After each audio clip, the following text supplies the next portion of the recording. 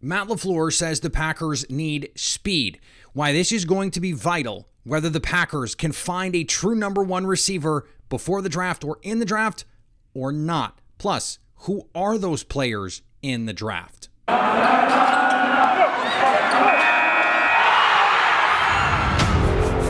You are Locked On Packers, your daily Green Bay Packers podcast. Part of the Locked On Podcast Network, your team every day. You are Locked On Packers, part of the Locked On Podcast Network, your team every day. I'm Peter Bukowski, and I cover the Packers for The Leap, a newsletter I would love for you to subscribe to. You can follow me on Twitter, Peter_Bukowski. Follow the podcast on Twitter at Locked On Packers. Like us on Facebook. Subscribe to the podcast, iTunes, Spotify, Google Podcasts. Wherever you find podcasts, you will find Locked On Packers, the number one Packers podcast on the internet, and the show for fans who know what happened. They want to know why and how. Thanks to those who make Locked On Packers their first listen every day. We hope you like starting your day with us as much as we like starting our day with you. Thanks to everyone who reached out yesterday. We were off. I was under the weather, which is made worse by the fact that I'm technically on vacation, although with Locked On Packers, there really are no vacations because we're here every day. They don't call it your team some of the days. It's your team every day. That's what we do here on Locked On Packers. So we press on. And the world, the NFL world in particular, spins without us. And Matt LaFleur spoke to reporters yesterday at NFL team meetings. We're going to talk about the overtime period changes at the end of the show. But Matt LaFleur gave what I thought was a telling but also important quote. And that was that he felt the team needed speed, someone who can take the top off of a defense. Now, why is that something that stood out to me? Because that seems obvious, right? Of course they need that. And we saw the value of someone like Marquez Valdes-Scantling last year to the Packers offense. It was essential. But here's why I think it's so important. The Packers are going about this. This tells me the Packers are going about this the right way. Because they can't bank on a trade for one of these premier players, for a DK Metcalf or an AJ Brown, some of the guys we talked about on Monday's show. They can't assume that's going to happen. And they can't assume that any player they draft becomes that number one option, because it's probably not going to happen. Now, that Pro Football Focus study that I love to bring up says in the first round, you have a better than 50% chance to get a quality starter from that spot, but that's not the same as having a bona fide number one receiver. And they're not going to get someone as good as Davante Adams. They're just, by the numbers, not. Justin Jefferson came in and had one of the great seasons by a rookie ever. And he's not Davante Adams. He's one of the 5 or 6 best receivers in the league, probably, but he's not Davante Adams. And those guys are few and far between. Jamar Chase, and Matt LaFleur mentioned Jamar Chase by name. I thought it was interesting he did not mention Justin Jefferson. He said there are only so many of those guys. Those guys are rare. And they're not picking in the top 5. Now, Justin Jefferson, of course, came later in the first round. In fact, right where the Packers are picking at 22. But here's why this is so important to me. This is why this stood out to me. You can hope against hope that you can find that number one guy. And even if it's not like realistic versus not to say we can find that guy. I think what you have to do is you have to look at this football team and say, no, it's not about trying to find the number one guy, because that's just a fool's errand. If you can trade for him, great.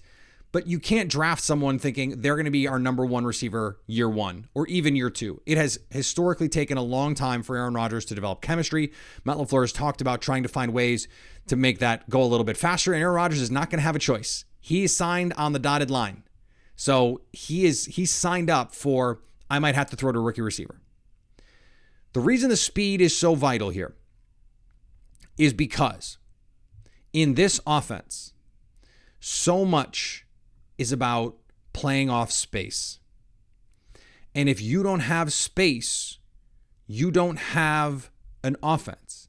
Now, what I find so fascinating about someone like Kyle Shanahan is he has been able to create lanes to throw the ball without someone who is threatening you downfield at all times. But he's done it with George Kittle. George Kittle is a middle of the field monster who can draw so much attention. He has linebackers and safeties going, oh crap, and he's a MFer in the blocking game. In the run game, you can play heavy personnel. Safeties and linebackers are flying downhill, and now you're going over the top. What they do is unique. It's just not how Aaron Rodgers is going to play. You can go back in history and look. There have been teams who have ridden one-trick pony receivers to Super Bowls. The Patriots have 6 of them. Tom Brady and Julian Edelman, they won the Super Bowls. Julian Edelman was a one-trick pony. He was a slot-only guy who ran these little option routes and was always open, and they didn't really have that over-the-top kind of guy. They made it work. I don't think you look back at some of those teams, that Patriots team that beat the Falcons, that offense was not good in terms of the talent that they had on the field. But they made it work. You have to think, if Aaron Rodgers is Aaron Rodgers, that he is going to be able to make this work. What you need, though, and the way Aaron Rodgers wants to play, and this is the other part of this, he wants to be able to push the ball down the field. You can take the checkdowns, but he wants to be able to push the ball down the field. So you have to find that guy. Marquez Valdes-Scantling was so valuable because of the gravity that he created. You could run him down the field, and safeties, even if you're in a too high look, you're creating space because that safety, even if it's a half-field safety, he has to account for that on the right side or the left side or whatever side that MVS is on, precisely because very few corners in the league can actually run with someone like Marquez Valdes-Scantling. Without him, they just don't. They have someone like Allen Lazard who can play along the boundary. And he can make some plays, and you can create shot plays for him, and you can be quarters with him, and he can be a downfield receiver. But he's not creating the gravity that MVS is. And Randall Cobb can be a middle of the field target for you. And Big Bob Tunyon can be a middle of the field target for you. But they don't create the gravity that Davante Adams does from the slot. They don't generate that kind of attention. Those are quality players. They're useful guys. They have a good rapport with Aaron Rodgers. That's the good news, is it's not like Aaron Rodgers is having to start from scratch. Lazard, Tunyon, Cobb. Those guys have a good rapport with Aaron Rodgers. They know what to do. They know where to be. And Rodgers is, you hope, going to throw to them in these moments where he's going to have to find someone. But what MVS did was create a big strike element, and he opened up the space for everyone else. Matt LaFleur is excellent at creating space. So that relies on having receivers who can account for safeties, for example. If you have these combination concepts, you need a receiver who's going to run off the safety, who's going to create it's not quite gravity, but it is the attention, who can get the attention of a safety with a corner there to open up the middle of the field, for example. Or we think of a classic concept where you have the dig and the post in behind. You have to have someone on that dig where the safety is going to want to drive on it, and you can have the post in behind. Classic concept, right? So where I think that this makes sense to me and why I like this approach is what Matt LaFleur is saying is the geometry of this offense has to work. Regardless of the players, if you can get a fast guy who can take the top off and he's your number one, great. But what you need is that speed, because teams are going to play you single high. They're going to stop the run, which Matt LaFleur does not want. And they're going to dare you. They're going to dare you to push the ball down the field. And if you don't have anyone that can win down the field, and this was an issue for the Packers with Davante Adams and Marquez Valdes-Scantling at times. So they have to fix that part of this. Now, you go on and get DK Metcalf. That solves everything, because now you have your alpha one and you have someone who can push the speed, who can push the pace, who can create that gravity, who now he's going to take those safeties and Allen Lazard is winning underneath or Randall Cobb is winning underneath. And a lot of the same ways that you can use Davante Adams almost as a decoy, you can do with DK Metcalf. The last 3 years, Matt LaFleur has been one of the best coaches in the league at creating separation. By next gen stats, the last 2 years, he's been top 3 in separation and in open receiver percentage and wide open receiver percentage. That's not all just Davante Adams winning. That is putting his guys in a position to succeed. This is a really, really, really well schemed offense. And if you go look at the games where Davante Adams is not out there, they don't always have Marquez out there as well. You look at that Saints game where Allen Lazard became your de facto number one. They put 30 on the Saints in their building because Matt LaFleur is a scheme god.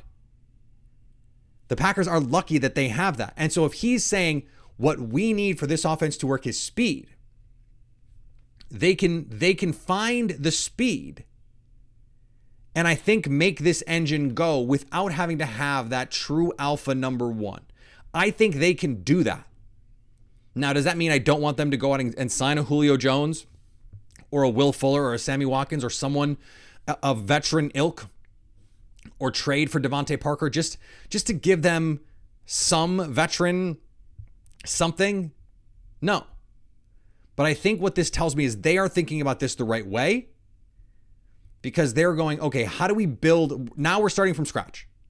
So how do we build this up? We've got a slot we like. We've got a developmental slot we like, a gadget kind of player. I think we're going to see more Amari Rodgers looks. I hope we see more Aaron Jones as a receiver looks. We've got a big possession receiver we like who blocks his ass off, who can be a versatile player. I think there's more in the bag for Allen Lazard to get to. What the team needs. Matt LaFleur talked about this like a basketball team. You've got point guards, you've got shooting guards, etc. Allen Lazard is your center. And Big Bob Tunyon. Those are your bigs. And you've got a point guard in Randall Cobb. Someone who can just quick get you into offense. Amari Rodgers, Aaron Jones. You've got guards. What you need is a scoring wing, whether it's a 3-and-D wing or it's a true franchise guy is not exactly relevant. Just to make the pieces fit, what you need is that wing who can credibly make shots, who can defend, and then you go from there. If they can become Kawhi Leonard, great. I like the approach. They do need speed. They needed speed last year. And MVS not being out there for the 49ers game was huge. This, I think, tells me that they are headed in the right direction, whether they make that big swing or not. We are going to get to the players in the draft who could help them do this. We know who some of the big names are out there. DK Metcalf, Tyler Lockett. Those are the guys that if you're going to swing big. Will Fuller on a secondary level. Let's talk about the draft guys. But let's do it after this. Today's episode brought to you by our friends at Built Bar. Built Bar is the best tasting protein bar ever. You've heard me say that. It's the protein bar that tastes like a candy bar. I'm on a little bit of a family vacation right now, and I brought them as an airplane snack, as a just hanging out snack. I brought them with me on vacation. How can I give a better endorsement of a product than I brought them on vacation with me? You need just the essentials on vacation. I brought Built Bars. What more do you need to know? Well, how about this? They're covered in 100% chocolate, and they come in a bunch of different flavors, each one better than the last. They're all low in calorie, high in protein, high in fiber, low in net carb. And if you don't believe me, which you should, but if you don't, I can make it easy for you. Go to Built.com and use promo code LOCKED15 to get 15% off your order. That's promo code LOCKED15 for 15% off at Built.com. And thanks for making Locked On Packers your first listen every day. Make sure you're following Locked On NFL. Locked On experts covering the biggest stories around the NFL every Monday through Friday in less than 30 minutes. It's free and available on all platforms. So who are some of the guys in the draft who could fit this speed bill? I've got a lot of takes on this. So last week we talked about Packers types, right? And the guys who fit their preferred athletic mold. 6 feet or taller, preferably. Really, they'd like you to be 200 pounds. 190 is passable. And they want you to run sub 4.6. That group is important, but I'm going to get to that in a second. Among the receivers who fit that part of it, height, weight, speed. These are the guys who run sub 4.4, so fast. Velus Jones Jr. from Tennessee. Now he's going to be 25 this year. It sounds like he's going to go on day 2. That doesn't work. I don't think that works. Danny Gray from SMU as a day 3 flyer. Sign me up for that. I think that works. Bo Melton from Rutgers. Probably in that like 4th, 5th, 6th range. It's tough. Once you get to day 3, it's kind of tough to peg. He's a nice player. I don't know that he plays as fast on tape as that 4.34, but there's something there. And he hits some of the statistical stuff that I like. Here are the big ones. Christian Watson, 4.36. Chris Olave, 4.39. You add in Alec Pierce from Cincinnati.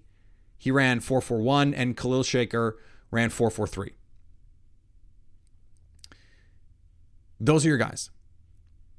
And I think there are more guys, and here's why.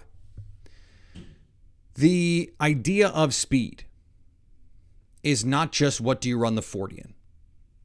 Because, and I wrote about this at The Leap today. Think about Jordy Nelson. Jordy Nelson ran 4.5s, and he became one of the preeminent deep threats in the NFL. Think about Davante Adams, who ran 4.56, 4.57, and he would consistently beat guys down the field. And some of them just with speed. Just, I'm going to run by you. Now, yes, he would release packages and hesitation moves and laid hands and all that stuff. But sometimes it's just, I'm going to run by you. He says he's faster now than he was then, drop some weight, et cetera, et cetera. Okay. Speed is not just how fast you run the 40. It's how fast do you move your body? With what force are you able to exert to get down the field? Jordy Nelson had an 88th percentile speed score, which is how fast you could run relative to your body type, your size. So you look at someone like Treylon Burks. He ran 4.55, disappointing. But he's 6'2", 225. He's got an 87th percentile speed score. Guys who are big, who run fast, and run fast relative to being big, are fast.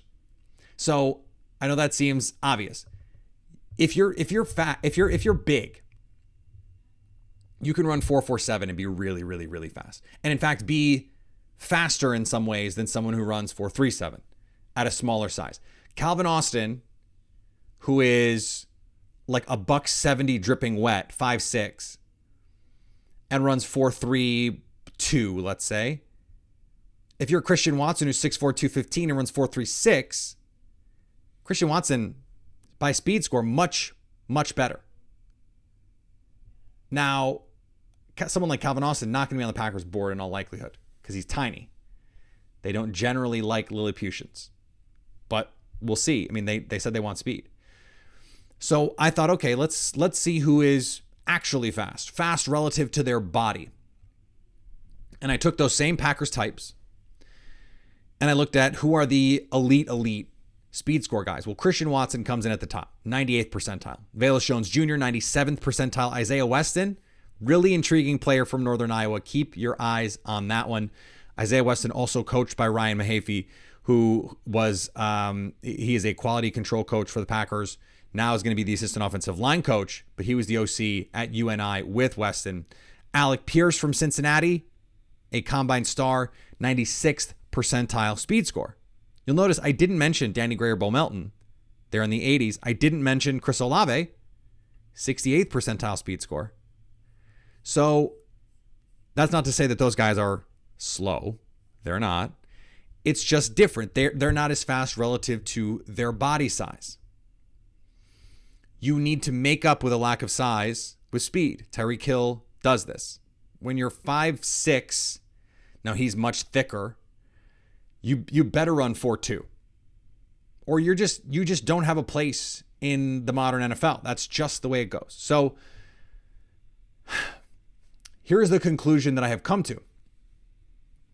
And I said this on Twitter. I think the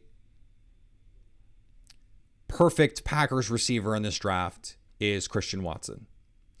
And the reason I think that is he is one of 4 players who I think can be bona fide number 1 receivers, who have the physical tools to be legit number 1s.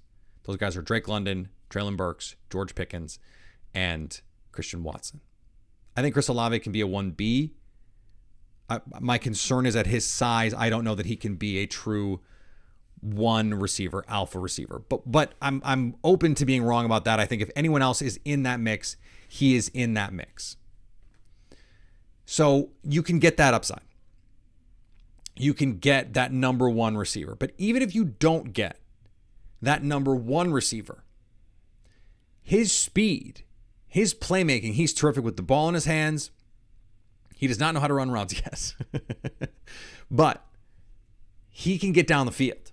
He can open up space. Even if he is just running fast down the field, he can open up space for the other parts of your offense, for Robert Tonyan, for Allen Lazard, for Randall Cobb, and then whoever else you take.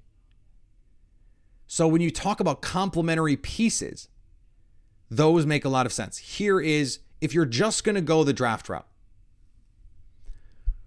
I'm assuming Drake London is going to be gone.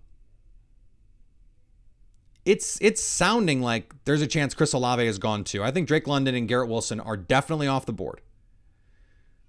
But nothing, as definite as they can be right now on, March 30th. If, let's say the Packers draft 2 receivers in the first round, and you want the most complementary pieces possible, and you want the parts to fit. Christian Watson as the deep guy, and Treylon Burks as the run after catch guy. Sign me up, because now you've got 2 guys who you think have number 1 receiver potential. One of them is a physical, big run after catch, AJ Brown type receiver, big Deebo Samuel type receiver. You can throw those RPO screens to him. He can take a slant to the house. He can win down the field. He can create offense for you because he's so good after the catch. He's so physical, and he's got that build up speed.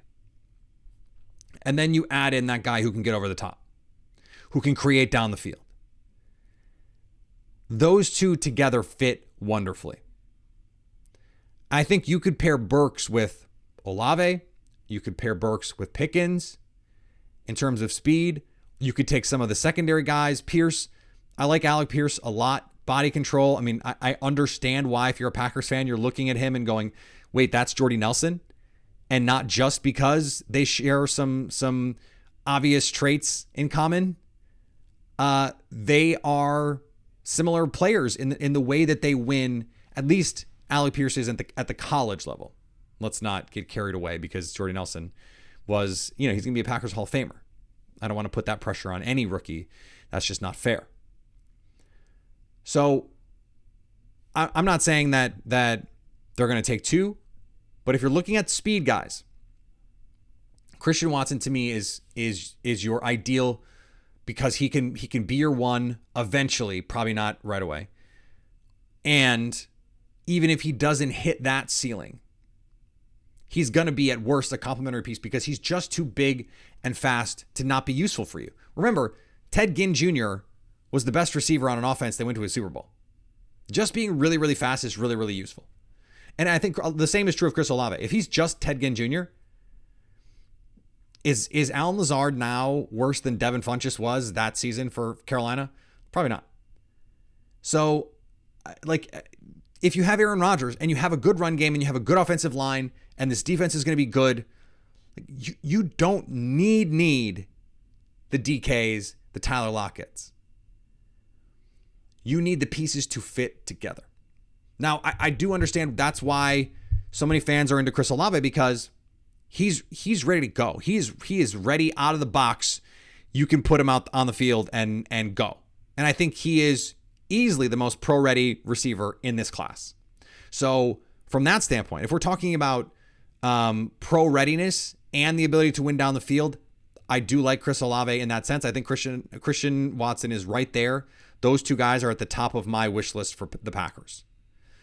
I just think Watson has some upside that Olave maybe doesn't.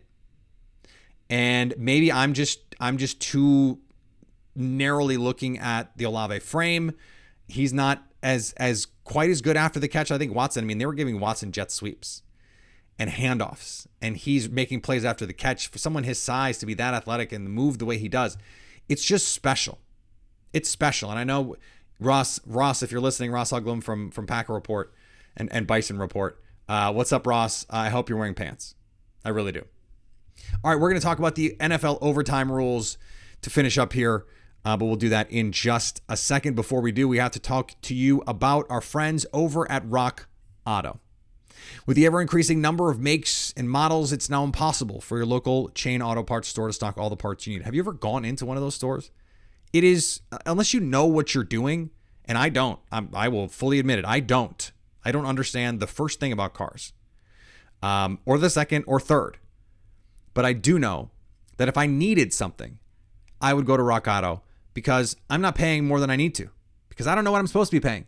But I know Rock Auto is going to give it to me for less. Why would you spend 30%, 50%, even 100% more for the same part from a chain store or dealership? Rock Auto does not differentiate professionals versus do-it-yourselfers. You're getting the best price you can get. Go to rockauto.com right now and see all the parts available for your car or truck, and write Locked On in their How Did You Hear About Us box so they know we sent you. Amazing selection, reliably low prices, all the parts your car will ever need at rockauto.com. And thanks for making Locked On Packers your first listen every day. Now go make your second listen Locked On NFL Draft. Ryan Tracy and former NFL cornerback Eric Crocker bring the NFL Draft to life every day with insight and analysis on college football prospects and NFL front offices. It's free and available on all platforms. So the NFL changed the overtime rules a little bit too late. 8 years too late, to be precise. In the playoffs now, teams will be allowed to each receive the ball. This was a vital change. I never understood the fake tough guy arguments about, like, oh, well, you got to win the game and you sing. What? Yes, you have 60 minutes to win the game. And then one team gets one more opportunity to win. They get one more opportunity than I did. So, wait, but I thought you only got 60 minutes. If the take is you only get 60 minutes to decide the game, then just have ties. But I promise you, those same people making those arguments are not cool with ties. They just want sudden death. And there are a lot of people in the league who feel this way. Mike Tomlin said at NFL owners meetings, I like sudden death. It is the tough guy way to be. Well, your defense is part of the game too. Yeah, well, you can only score with the ball. Hello? You need the ball to score. You need to score to win, which means you should be able to get the ball in overtime. Okay, so now that will be the case. In 2014, the Packers infamously did not get the ball in overtime. Russell Wilson beats them. They go to the Super Bowl, and again, the Packers won for 58 minutes. 2015, Packers should have gone for 2, but they get the Hail Mary to Jeff Janis, and the Cardinals go down and score. Game over, and Aaron Rodgers never gets to touch the ball. Matt Ryan in the Super Bowl. Tom Brady goes down and scores. Matt Ryan, who was the league MVP with Matt LaFleur as quarterback's coach. He never gets the ball. 3 years ago in the AFC Championship game, Patrick Mahomes in Arrowhead. Tom Brady gets the ball in overtime. The Chiefs never get the ball. And that never should have happened because Dee Ford should not have been offsides, and the Chiefs should have won that Super Bowl too. You look at last year, Josh Allen in a classic game, a game where Josh Allen is on one of the best streaks we've ever seen an NFL quarterback in the playoffs. Incredible against the Patriots, incredible against the Chiefs. Does not get a chance to touch the ball in overtime, just from a pure ratings standpoint, which is what ultimately drove this change. This makes all the sense in the world. Get your stars on the field. It makes sense from a craven revenue standpoint to get your stars on the field, and the stars are quarterbacks. No one is super excited even about star defensive players like Aaron Donald, Jalen Ramsey, they're not excited to see those guys play. They're not like, oh yeah, overtime, I get to watch Aaron Donald. Only the hipster NFL media people are doing that. That's it. Those are the only ones. You want stars. And from a logic standpoint, this was the right thing to do. Thankfully, they finally did it only 8 years too late. All right, back for more this week. Follow me on Twitter, Peter_Bukowski. Follow the podcast on Twitter at Locked On Packers. Like us on Facebook. Subscribe to the podcast, iTunes, Spotify, Google Podcasts. Wherever you find podcasts, you will find Locked On Packers. And anytime you want to hit us up on the Locked On Packers fan hotline, you can do that 920-341-3775 to stay Locked On Packers.